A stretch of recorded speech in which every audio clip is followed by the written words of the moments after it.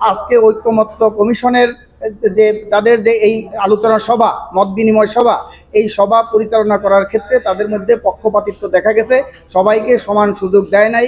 কোনো বিশেষ দলের প্রতি তাদের একটা বিশেষ ধরনের যে সুবিধা দেওয়ার যে প্রবণতা, সেটা লক্ষ্য করা গেছে।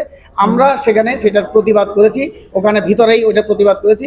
এবং সেই প্রতিবাদের অংশ হিসেবে এখানে ডাক্তার মিজানুর রহমান তারা সহ রুহিন হোসেন প্রিন্স তারা দুপুরেই সেখানে ওয়াকআউট করেছিল।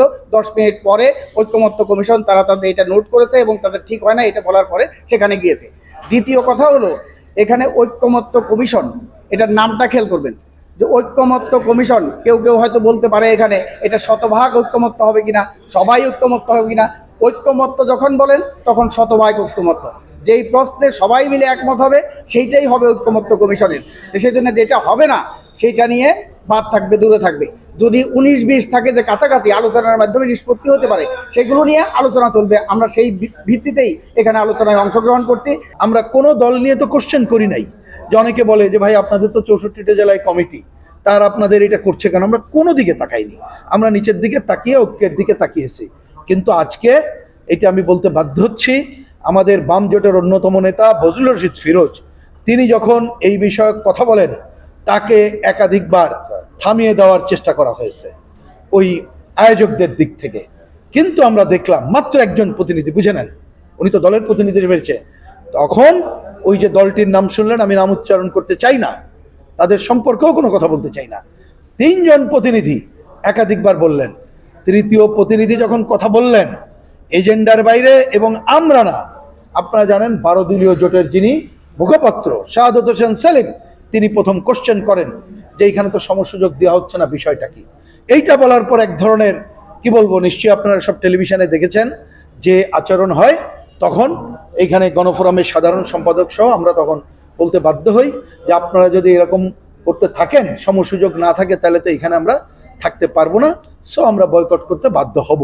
এইরকম একটা পরিস্থিতিতে যখন এই ধরনের পর্বে যাই, মিজান ভাই আগেই চলে আসেন। কিন্তু আমি ধন্যবাদ জানাই এত সবের পরও তখন কমিশন হয়তো বা কিছুটা বোঝার চেষ্টা করেছেন।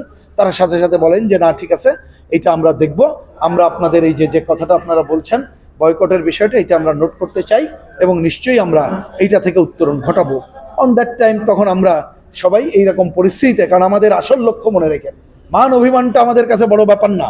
আমাদের কাছে বড় ব্যাপার হচ্ছে এইখানে আপনি সমতার ধারা রাখেন এবং আমরা যাতে সংস্কারের যে আলোচনাটা হচ্ছে এইটা, হ্যাঁ, এবং এইটাকে আগায় নিয়ে যেতে চাই, এই কাজটা কিন্তু করতে হবে। এবং এই কথা বলেই আমি শেষ করি, আমরা পরিষ্কার বামপন্থীদের পক্ষ থেকে বলেছি আমাদেরকে একটা সুষ্ঠু, অবাধ, গ্রহণযোগ্য নির্বাচন কোনোভাবে যাতে কেউ ব্যাহত না করতে পারে সেই দিকে যেতে হবে। আর তার আগে 2টা কাজ অবশ্যই করতে হবে। একটা হচ্ছে এই যে গণঅভ্যুত্থানের যে বড় হত্যাযজ্ঞ হলো তার বিচারের কাজ দৃশ্যমান করা এবং সুষ্ঠু গ্রহণযোগ্য নির্বাচনের জন্য যা যা সংস্কার করা দরকার সেই কাজটা করা। আজকেও কিন্তু আমরা কমিশনকে বলেছি আপনারা অনেক আলোচনা করছেন, এইটা করেন, তাহলে আমরা অবশ্যই গণঅভ্যুত্থানের যে আকাঙ্ক্ষা সেইটাকে ধারণ করে গণতন্ত্রের পথে যাত্রা করতে পারবো।